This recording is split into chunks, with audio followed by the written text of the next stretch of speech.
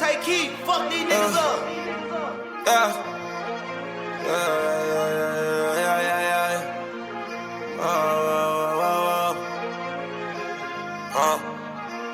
Make a bleed for the season. I got pretty teens overseas, yeah. Shopping sprees for a weekend, yeah. Like FBG, I got free bands, but the trees hard to breathe in.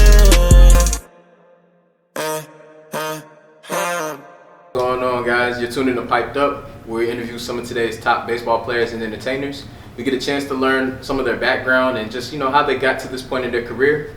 Coming from the west side of Atlanta, and the guy that was a recurring name on Pitching Ninja's Twitter feed from the Cleveland Indians organization, we got Xzavion Curry. What's going on, my boy? Appreciate you for having me out here, man. I'm just chilling. Yeah, man. How was the drive? You know what I'm saying? Where were you coming from when you I was coming from over there near Westlake, Southwest. Okay. South Fulton. It was probably about like 30 minutes. Probably took what, 75 north and everything. Yeah. 75 to I-20, I think. Yeah, you said you ran some traffic. I ain't had no traffic. Yeah. I was coming from the east side. It's always traffic coming from I-20. But yeah, man.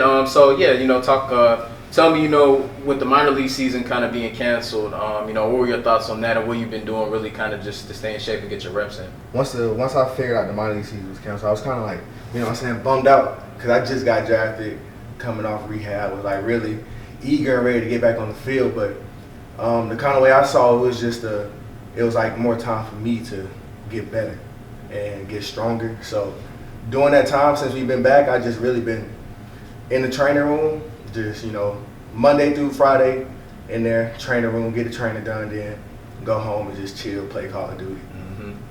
That's what's up. And have you been able to work out with other players in the area, or have you had to travel far to get some work in? I would say I kind of got lucky with all the black baseball players that are in Atlanta. Mm-hmm. So we've all been working out together. Me, Trey Harris, Will Benson, Jared Walker, and some younger guys. That's just, it's been a good group of guys in there working out. So, we were able to do lives because we had some pitchers, some hitters, and we were able to coordinate, just a little kind of like sandlot game. And that's how we were getting our reps in during this time. Mm-hmm. I know recently with MLB, they've been giving their players more so a chance and opportunity to speak up about some of the racial injustices that we've seen with the George Floyd case and Breonna Taylor case. Have you felt about what's going on in the world, and have you ever really had to endure something personally that's ever made you want to kind of participate in, what's going on? Yeah. Well, kind of, about everything that's going on. It's just, once that is brought up, it's just so many emotions that, come with that. But honestly, I just feel like, all this time we've been asking for help about something that's just been unhumane the whole time. Mm-hmm. And the police brutality part, me personally, I have been a victim of police brutality. Like, even when I say that, it made me mad because I was 16. It was me and 3 of my friends. We literally went to go hit batting practice. Out there for 2-3 hours, we just hitting. I'm saying? We're like, all right, we're gonna hit one more round. We gonna go. So we see a police car out there, patrolling. We're like, all right, maybe just patrolling the area. So we hit our last round. Go pick up the ball. Boom. As soon as we go to open the car door, they come out. Guys, get on the ground. They're like, y'all going to jail for vandalism. We was just out there hitting. And then we went to dart and we just sitting there. They're like, with the guns drawn. So we had to call our parents, do all that. And that's just for me, that was just all I was doing was hitting, playing baseball. That's what I do, play baseball. And it's I feel like, some of my white friends, they teammates, they don't really think that it happens to everybody. They think it's just, that's just one case that happens that they just blowing it out of proportion. No, it happens to it happens to a lot more than you think. And it's they would never look at me and think that happened to me, but it did. I think you got a chance to participate in a protest at Truist Park. Yeah. What was that experience like, and what made you kind of want to join in and show up?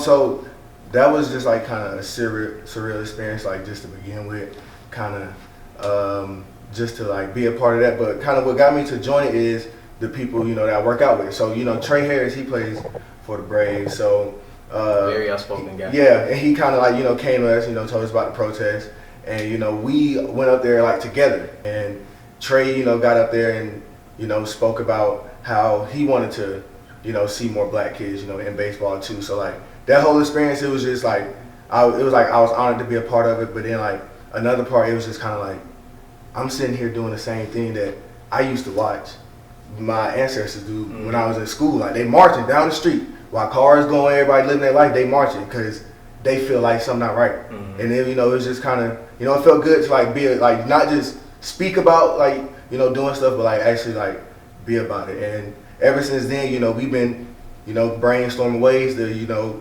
like keep this topic coming and like just like make sure it doesn't die down.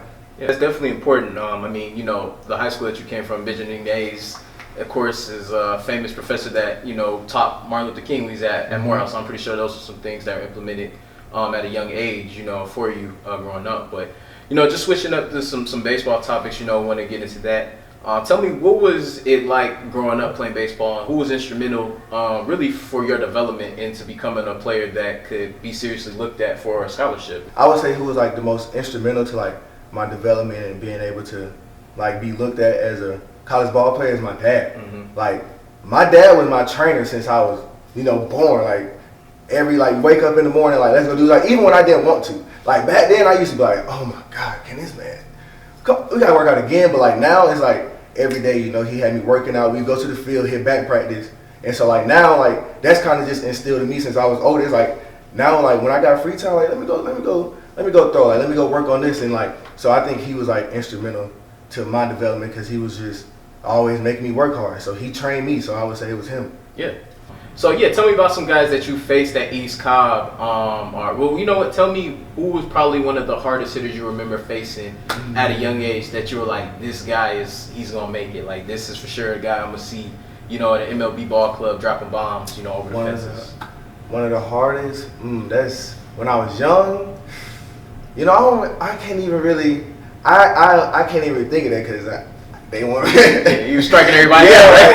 I mean, but like if I had to say kind of like that I faced kind of like so far, it would have to be Will because the times I faced Will, like it's either like I kind of walked him, we get into like 10 pitch at bats and like kind of like what I like. So I would say like he's the most kind of like difficult hitter I face, or I say it would be Seth Beer, like when I was in college when we played Clemson, because I think like the first time I faced him I struck him out, but then like I think like after that he was just kind of like just lasering balls. I was like, golly, but yeah. I would say it's them too. And Seth Beer is he's a tough AB. He's definitely advanced quickly in the minor league system. I know he's with the Astros, now he's with the Diamondbacks. It was a key, he was instrumental in landing a guy like Greinke. So, that's going to be a tough at bat if you're, a trade piece for a future Hall of Famer. What would you say, what was your process? I would always get something to eat, like, and my sophomore year, I didn't have a Friday class. So, like, it was easier. I would wake up, I would play a game of Fortnite, Call of Duty. Then I would get something to eat. I would go to the field. I would go sit in the players' lounge, and then, like, it's funny. I would go in there and I would eat, and then like I'd turn the light off and like play some music and turn the music like all the way up, and like literally just being there like knocked out, and I wouldn't wake up until like the hitters were like one time the hitters like all were sitting in there with the light on, and then like as soon as they turned the music off, like I woke up, and then it was like all right, like that became my routine. I would go in there and take a nap, and then I'd go in the locker room, I'd take a shower, listen to music, and then I'd go do my thing. It was like I realized I had to kind of like calm my body down and like just get ready to go out there and use all that energy. It was kind of like I was just like moving around and like doing a lot because it was like I'm just about to like play. I could do that, but no, I needed to use more of my energy and like actually prepare my mind. So that became my routine to like from there to then on. Yeah, no, I mean, so talk to me about a little bit of music. Like, so would you say that the music?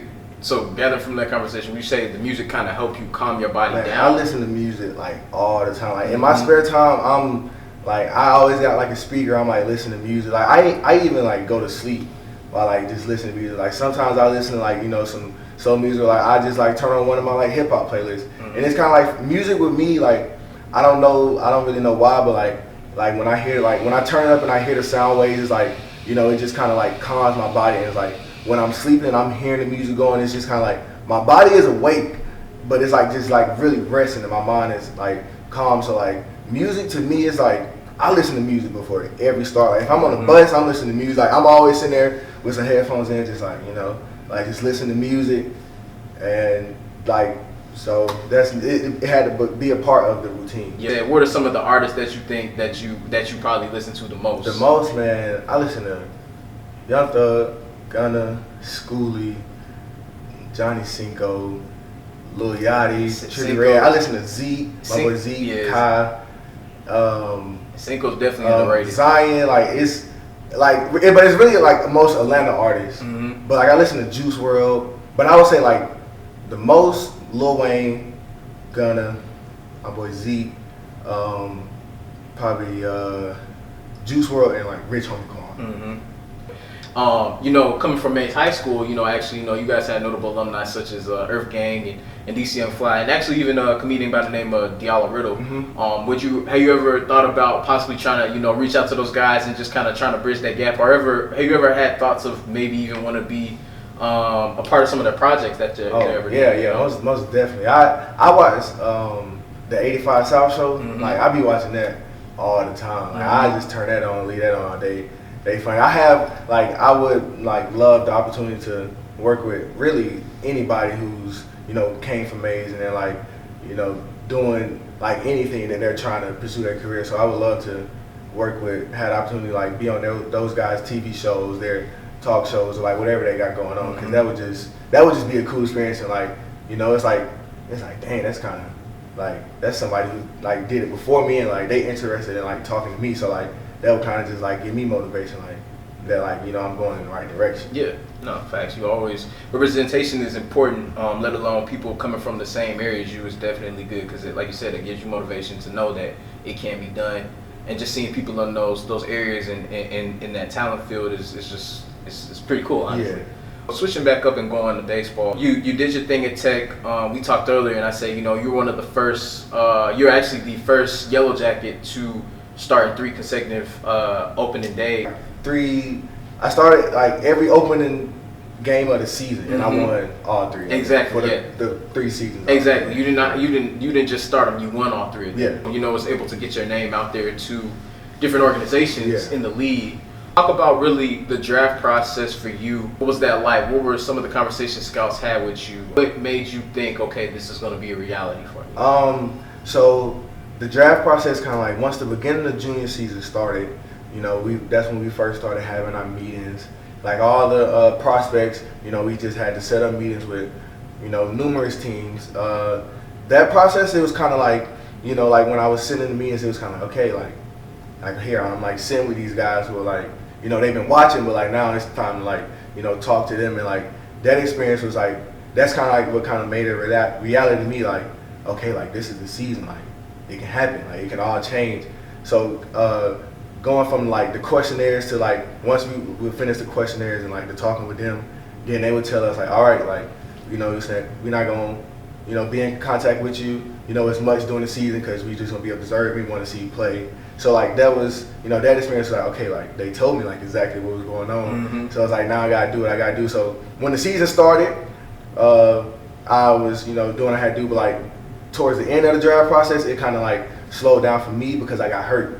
So once I got hurt, I kind of already knew the original plan that I had in my head of how the draft was gonna go. I knew it was gonna go like that. Mm-hmm. So actually, around draft time, when drafting was coming around, I was getting, I was talking, some teams, but not really, many teams. I really didn't know, what was gonna happen. I knew I was gonna get drafted. I didn't really know when, by who, or anything that was gonna happen. But so I was kind of mad, because I already knew I was hurt. I was still hurt. I hadn't thrown at that point for 2 months.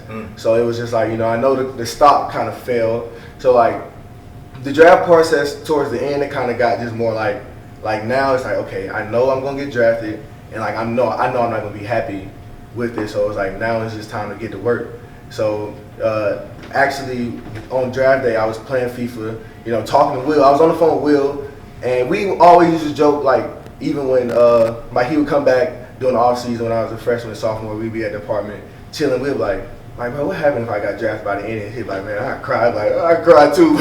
So we was on the phone. I was on the phone 10 minutes before. My agent called me. He was the Indians are gonna take you in the 7th round here. He was do you want to go? And I was like, yeah. But like I wasn't really. I honestly I was not excited. Like I was honestly just waiting on the call, so it was just like, okay, now that's over with. So like, what's next? But that's kind of how I was on draft day. Like I wasn't really excited, but I was like relieved. But it's just because like I had such a bigger plan for how it was gonna go. But like in all honesty, I wouldn't change how it went because like I got drafted by the Indians. I love like like I haven't been there long, but I love kind of like the way the player development is, and also just like the people that's like on the team, like my teammates, like Will, Tristan, Juan, like Hosea, like Coop, is like I just feel like those are the people who I was just supposed to be around. Yeah. Like when I'm playing, like when I got there, like I just felt like comfortable. Like I didn't even really feel like I was on a new team, and it was really because like I was playing with Will, and it's like I've been knowing Will since I was 7, playing since I was 7. So it was like kind of for like just that to happen, like for me to get drafted by the Indians. That's probably how God had it. Like that's the only way I was gonna get drafted by the Indians. So like the process was kind of like it was kind of long and like tiring, but at the end like the process was great because I achieved I was able to check off one goal that I had for myself. So what are some things that since you've been drafted, what are the differences you notice between college baseball and professional baseball? Man, it's a whole new world for me. It's a whole new world. Like once I got there, it started with the like the arm measurements, the like how much rotation, how much supination, like all that. It's like they really entered you into the world of being like a professional. It's like you've been playing. It's like, all right, now this is what it actually is. And so like once I got there, and I've seen like the process of how like it's supposed to happen. Like once I got to pro ball, it's like okay, you have like the edgertronic, you have the TrackMan data, and then they sit there and they teach you like what does this mean, and like how can you like affect these things, how can you make these numbers go up. And it's just like the way I see it is literally like school for baseball, and it's like you in school for baseball, and then they teach you, they instruct you, then you go play. And so like I just feel like it's like a whole different. It's like I would say it's literally like a better college because like it's college you're playing baseball, but then like once you go to professional, it's like all baseball. It's like now boom, now I can give you everything you need. Well, yeah, bro, you know what I'm saying? I appreciate you giving me a chance to chop it up with you. You mentioned playing games earlier. I know y'all probably played a lot of ping pong, spades, cards, everything, in college. But now we're going to get a chance to see how you can do on this pool table. You know what I'm saying? We're going to go over there and see what you can do. Appreciate you inviting me out. And I didn't play some pool now since I was with the Indians. Richie, you don't know Richie, but Richie know me and Richie used to bet on pool all the time. So I ain't going to say I'm good, but I don't know, you're going to have some little competition. All right. Bet.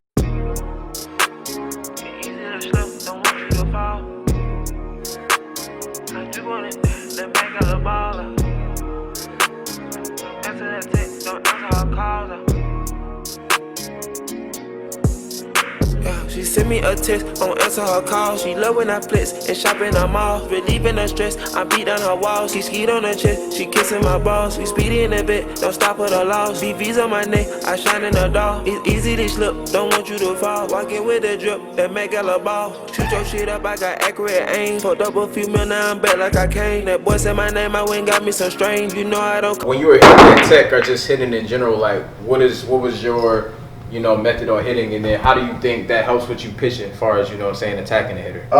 I think it really helps when we pitching because like I kind of know how a hitter how they think, because like as a hitter, like for like their approach to the plate, like you have to know like what zone like if the ball crosses the outer half of this plate, like they know like okay, I'm gonna smack it. And so like as a pitcher you have to know the hitter's zone, so like it kind of helps me understand that everybody like they have strengths, so you just like you figure out what they're good at, and then you just play off that. But like for hitters, like the way they approach it is just they have to be able to recognize pitches like out the hand, because they really only get like 0.5 seconds to decide if they're gonna swing. So like their approach is they always looking for a ball crossing the zone that they know like that's where they have the most success at.